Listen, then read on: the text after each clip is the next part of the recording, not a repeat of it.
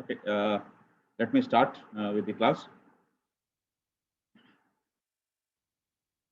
So today's topic is the modes of data transfer. So in the last class, we discussed the input and output subsystem. So the input output subsystem of a computer is referred to as the input and output. Okay. So what do you mean by an input output? So input output provides an efficient mode of communication between the central system, which is nothing but the CPU, and the outside environment. So outside environment is nothing but your IO devices, input and output devices. Okay. And what are peripheral devices? The input and output devices attached to the computer are called as the peripheral devices. Okay. Again, there are three types: input peripherals, output peripherals, and input and output peripherals. So examples of input devices or input peripherals are keyboard, mouse, and so on. Okay. Examples of output devices are printer, monitor, or display, isn't it? And examples of input output peripherals are the touch screen. Okay. And note that the IO devices cannot communicate directly with the CPU. Okay, because of many differences. Okay, between the CPU and the input and output devices. Okay, the major differences are with respect to the data transfer rate. Okay, with respect to the data representations, with respect to the operating modes. Okay. With respect to the materials on which they are made up of, and so on. Okay, so for efficient data transfer between the IO devices and the central computer, okay, so we need an interface. Okay, we need an IO module. Okay, in between them. Okay, so the input and output devices requires a special interface circuit for interfacing with the CPU. So this is nothing but an IO interface or the IO module, we can call it. Okay. And what is the main function of this interface circuit? So main function of the interface circuits are the data conversion, okay, like analog to digital, serial to parallel, okay, and then synchronization, okay.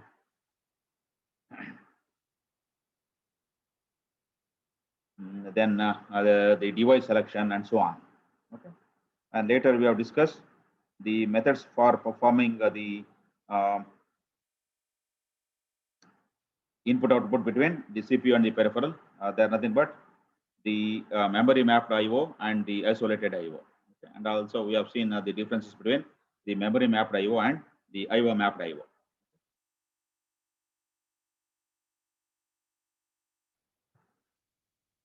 Now, today, let us discuss the modes of transfer. Okay. So, the information transferred from the central computer into an external device uh, initiates in memory, actually. Okay. So, the information transferred from the CPU to an external device initiates in the memory unit. Okay. That means CPU only executes the input and output instructions and may accept data temporarily. Okay, but the ultimate source and destination is memory unit. Okay, so the data always exists in the memory unit. Okay, so the CPU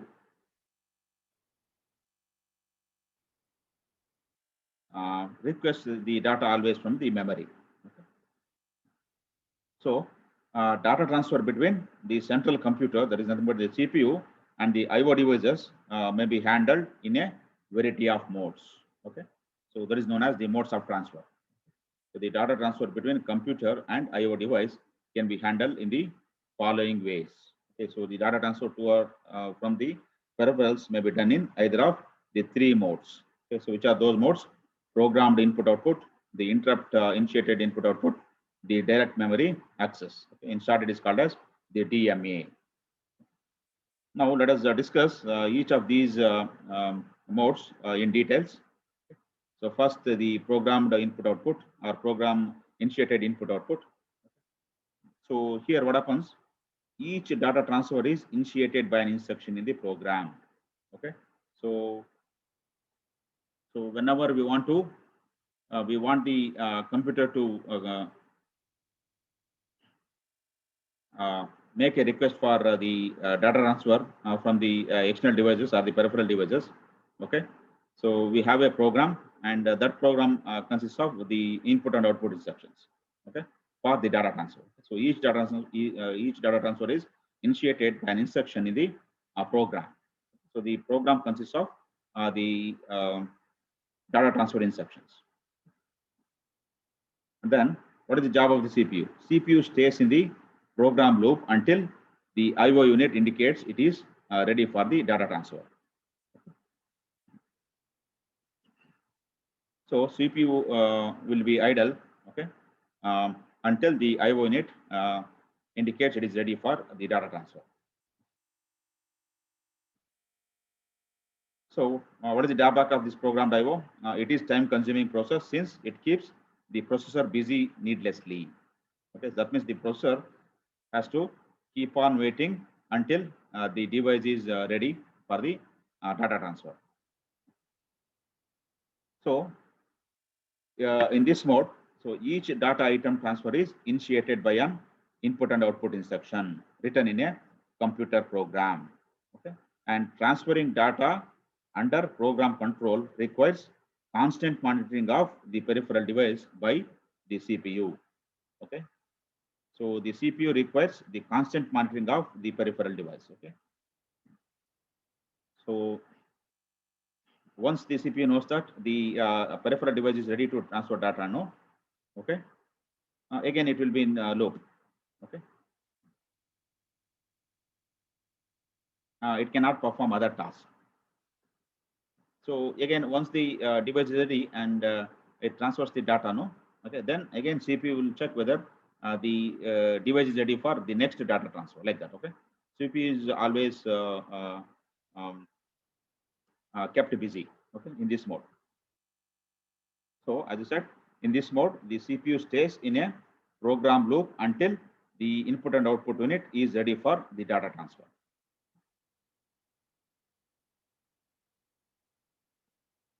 So here is an example of the programmed IO. Okay. So this diagram shows the data transfer from the IO device to the CPU. Okay. And note that how the CPU and the IO device communicates. Okay. So we need an special hardware circuit. This is nothing but the IO input and output interface circuit. Okay. So this is the interface. Okay. That is provided between the CPU and the IO device for the data transfer. And how these components are connected? These components are connected by the system bus. So system bus includes the data bus, the address bus, and the control bus. So here the control lines are IO read, IO write. Okay. And there are other control lines attached to the IO devices. Okay. So these are IO bus, okay, data valid line, and the data accepted line. Okay.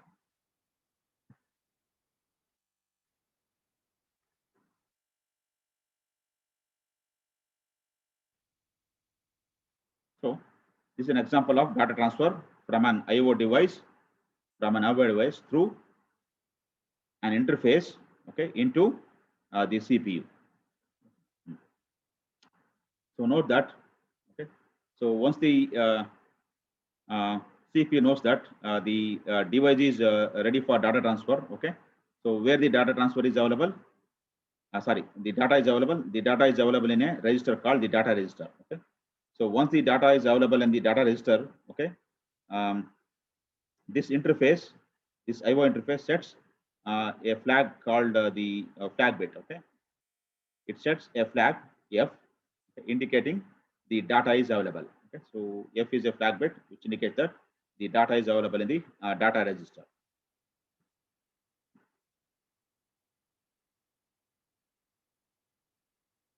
And note that this interface do not reset the data accepted line. Okay, so this is the data accepted line. Okay, so it will do not reset the data accepted line until CPU reads data and clears the flag. Okay, so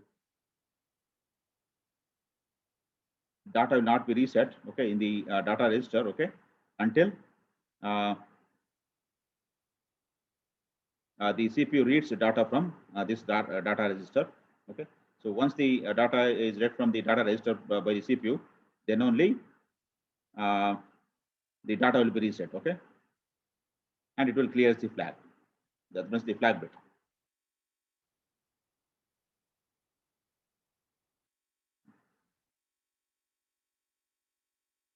So in this mode, the CPU needs 3 instructions for each byte transfer. Okay, so that is what he is saying. The data transfer requires 3 instructions. So one for the first step, that is to read the status register. Okay.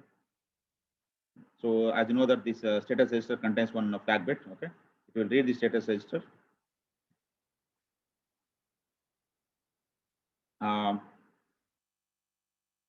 Then second step, we need another instruction to check the status of the flag bit and branch to the step 1 if not set, okay, or to step 3 if set. Okay, so if the flag bit is set, okay, we'll branch to the step 3. Okay, in step 3, the another IO instruction will be executed. What is that? Read the data register. Okay, that means if the flag bit F is set, okay, then it means that the data is available in the data register. Okay, then the CPU will read the data from the data register. Okay, this data register.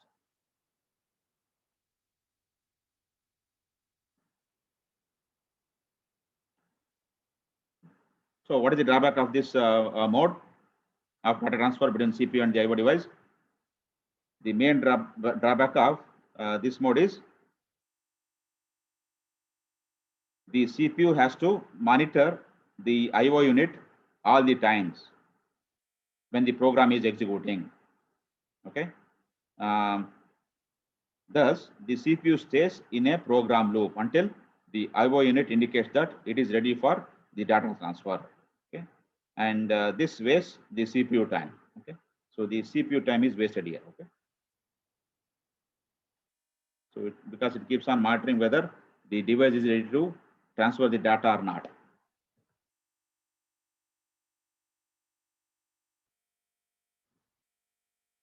So the next question is, how do you remove this problem? Okay, so how do you remove this problem of CPU keeping always the busy? Okay, so the answer is use an interrupt facility, okay, and special commands, okay, to perform the data transfer between the CPU and the IO device. Okay, and this mode is called as, yeah. So before that, we'll see the flow chart of the programmed input output. Okay, so this is the flow chart for CPU program to input data from the IO device. So what the CPU will do? CPU, it will read the status register. Okay, so this one status register contains a flag bit F. It will check the flag bit. So if the flag bit is set to 1, or if the flag bit is set, okay, set means 1, it will read the data register. Okay, that means the data is available in the data register. Okay, and then it will transfer the data to memory. That means this interface will transfer the data to the memory. Okay, from memory to the CPU. Then operation complete. Okay, that means if the data is transferred from the memory to the interface to the memory and from memory to the CPU, okay, then the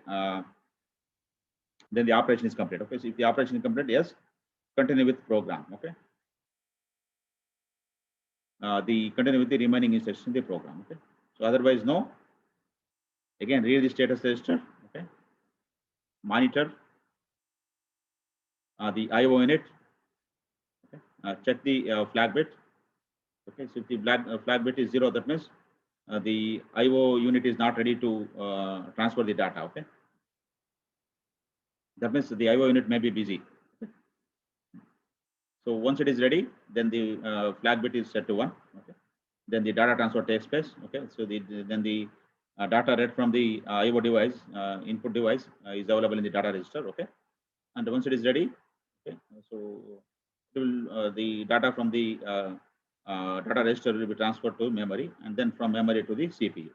That will complete the data transfer. Okay. of 1 byte.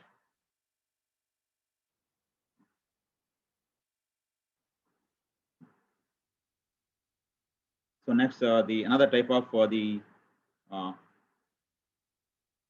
transfer of data, it is called as the interrupt initiated IO, okay, or interrupt driven input and output, okay. So in this type of input and output, computer does not check the flag, okay. So previously it used to check the flag bit, isn't it? Okay. So instead of that, it continued to perform its task. Okay? It will not check the flag bit.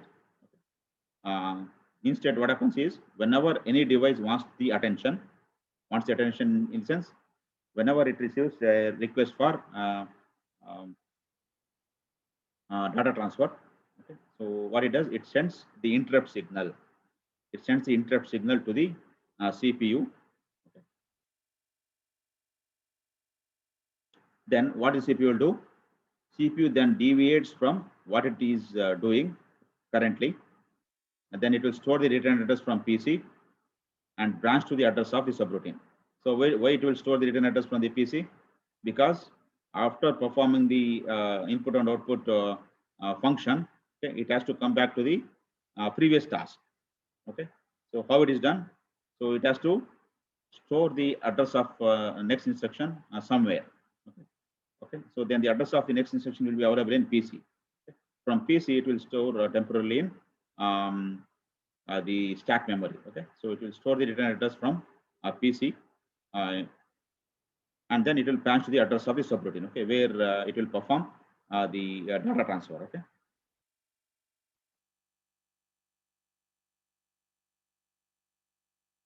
So once the subroutine completes its function, okay, then the transfer is then the control is transferred back to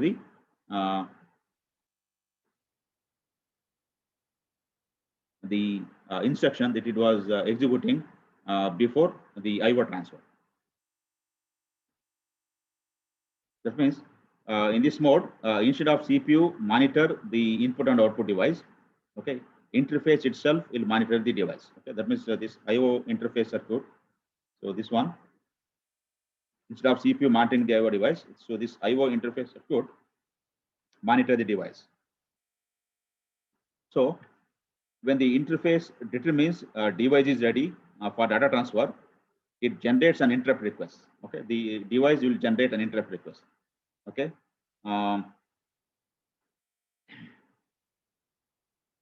so it will generate an interrupt request to computer. Okay. Then upon detecting an interrupt, so what the CPU will do? The CPU stops whatever it is doing. Okay, CPU stops momentarily the task it is doing, and it will branches to the interrupt service routine. Okay, you will call that service routine as interrupt service routine, okay, to process the data transfer. Okay, and then once it processes the data, okay, once the data transfer is taken place, then it will return to the task it was performing earlier. Okay, that means the CPU. So in this mode, how the CPU responds? The CPU responds to the interrupt signal by storing the return address from the PC, that is PC register, stands for the program counter register, into stack memory. Okay, and the control branches to a service routine that process the required input and output transfer. And there are two ways of choosing the branch address. One is the vectored interrupt, and another one is the non-vectored interrupt. So in vectored interrupt, the source that interrupt the CPU provides the branch information or the branch address. So this information is called as the interrupt vector. And in non-vectored interrupt, the branch address is assigned to the fixed address in the memory. Okay.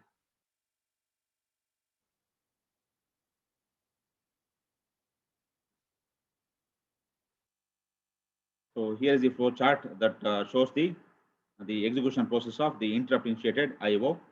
Okay. So the execution process of interrupt initiated IO is represented in this flow chart. So if you observe the flow chart here, so CPU to IO, what is the command?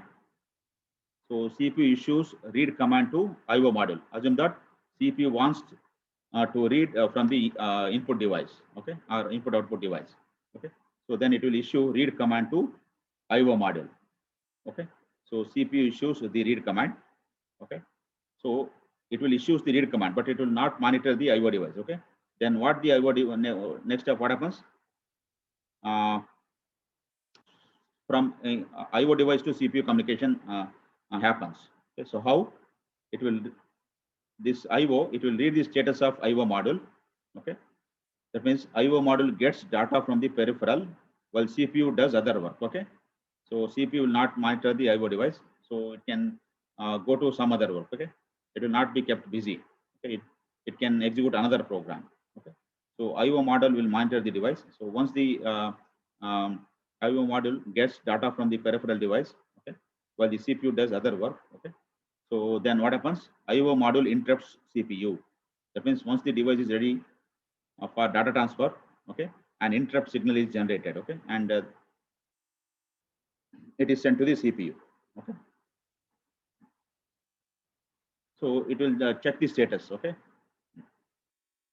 that means IO module interrupts the CPU. So once the data is available, okay, it will check the status.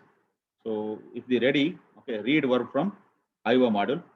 Okay, so CPU requests the data. Okay,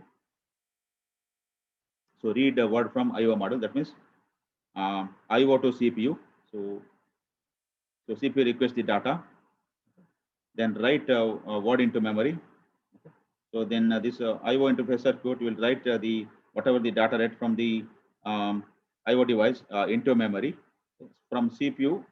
That means the data in memory it will goes to CPU. Okay. So IO module transfers the data.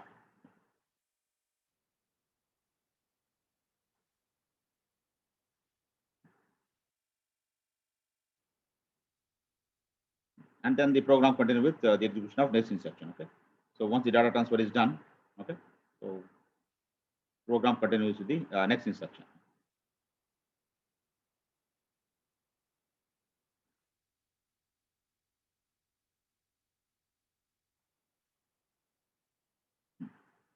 Again, another mode of input and output. It is called as direct memory access. So again, why we need the direct memory access? So in both the modes, that means interrupt-driven IO and programmed input-output, they require the active CPU involvement or the active CPU intervention. Okay, that means in both the modes, CPU is tied up managing the input and output transfer, isn't it? So in both the modes, that means interrupt-driven IO and programmed IO, CPU is tied up managing the IO transfer. Okay. Again, the CPU is kept busy there. Okay, in both the modes. Okay. So then, how do you remove that? Okay. Again, there is another mode. Okay, it is called as direct memory access. So how do you resolve this problem? Okay. So using the direct memory access. So in direct memory access, there is a direct communication between memory and the peripheral devices. Okay. So in other words, direct memory access means CPU grants IO module authority to read from or write to memory without the involvement of the CPU. So the data transfer between the memory and the peripheral devices occurs without the involvement of the CPU. So direct memory access is a feature of the modern computer system that allows certain hardware subsystems to read or write data to or from memory without microprocessor intervention, allowing the processor to do other work. Okay, so CPU will not be idle here. Okay, so CPU will be performing the other task. So in this mode, typically the CPU initiates DMA transfer. Okay. Of course, the DMA transfer is initiated by the CPU, and after it initiates the DMA transfer, it does other operations. Okay, while the transfer is in progress. Okay, it will not be kept idle. Okay? And the CPU receives an interrupt from the DMA controller once the operation is complete. Okay, once the data transfer operation is complete. So here the DMA module itself controls the exchange of data between the memory and the IO device. Okay, CPU is only involved at the beginning and end of the data transfer. Okay, and interrupted only after the entire block has been transferred. Okay, from the IO device to this memory. And the next question is, who will monitor all these things? Okay, so the answer is the DMA controller. Okay, so if you refer the diagram here, so this is the diagram that shows the direct memory access transfer. Okay, so here we have the CPU, and we have the main memory here, and we have the IO devices here, or peripheral devices here, and we have the DMA module. Okay, or this is also called as direct memory access controller, or DMA controller. Okay, so there exists a DMA controller module between what the memory and the IO devices. Okay, so this DMA controller manages the data transfer. Okay, and arbitrates the access to the system bus. So which are the system bus here? The address bus. Okay, the address bus, the data bus. Okay, and the control bus. So DMA controller manages the data transfer. Okay, between the main memory, okay, which is nothing but RAM, and the IO devices. And during the transfer, CPU does not have control over the bus. Okay, so whenever the data transfer is occurs between the memory and the IO devices, no, so CPU does not have control over the buses. Okay, that means it does not have control over the address bus, data bus, and the control bus. Okay, so CPU idling the bus can be done through the control signals. Okay, once again I will repeat: CPU idling the bus can be done through the control signals. Okay, so which are those control signals? If you observe the direct memory access controller here, so we have two signals here, BR and BG. So BR stands for bus request, and BG stands for bus grant. Okay, so BR or bus request signal is used by DMA controller to request CPU for the buses. Okay, so whenever an IO transfer is required, okay, so this bus request signal is used by this DMA controller to request the CPU to release the buses. Okay, it has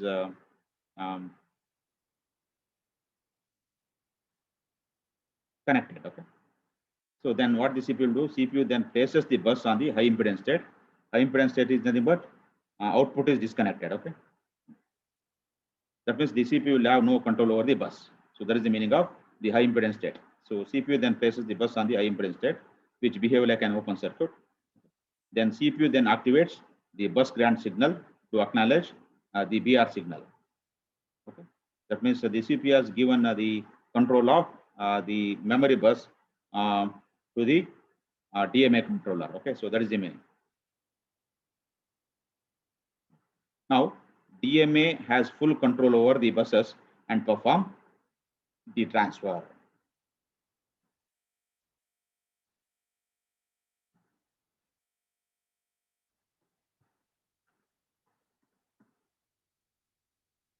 So transfer can be performed in two ways. Okay, bus transfer and cycle stealing. That means data can be transferred in several different ways under DMA controller. Okay, so one is the bus transfer, another is the cycle stealing.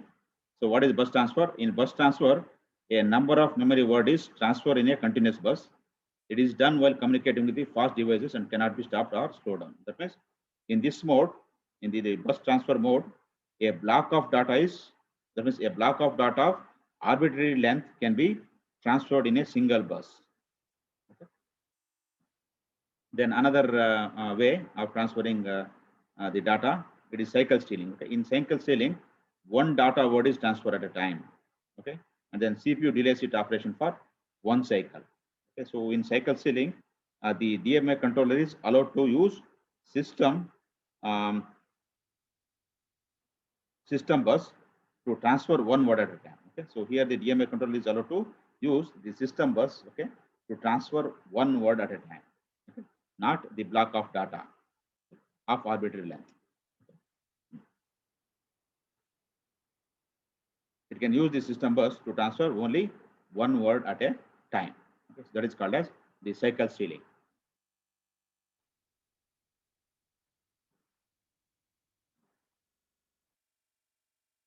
And this is the diagram of this DMA controller. Okay, so this part.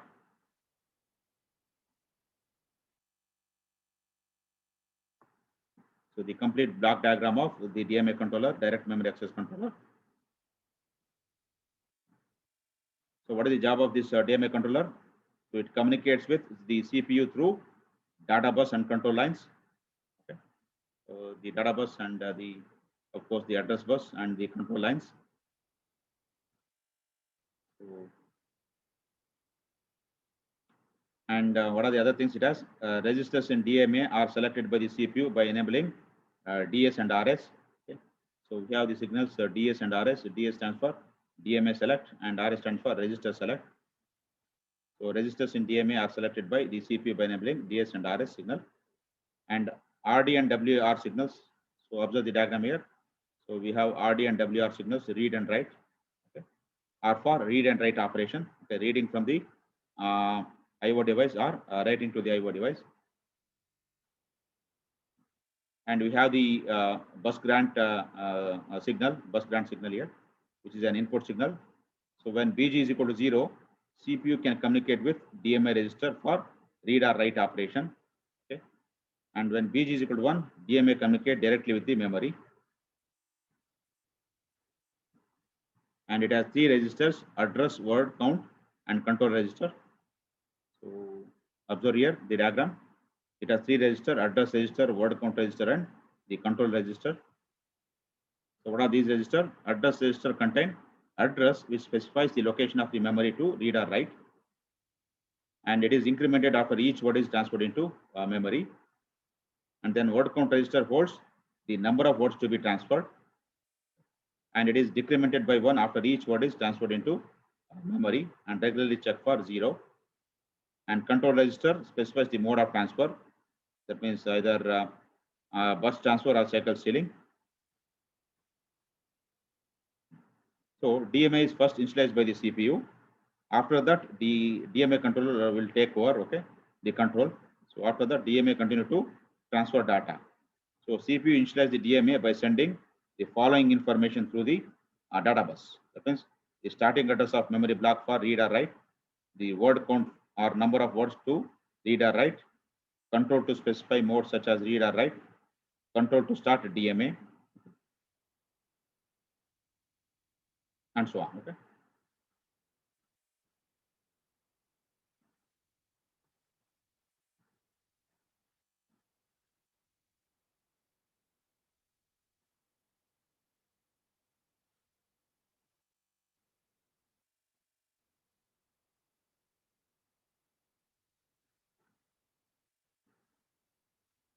Okay, so that is about the modes of the data transfer. Okay. Any questions?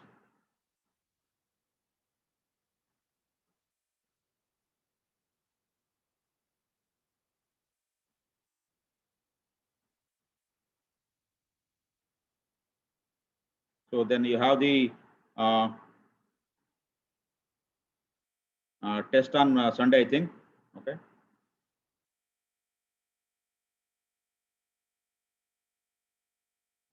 Where you also should explain the your mini project. Okay. If time permits, I will also join with Shaman sir. Okay. Do well. Okay. So all the best for the test.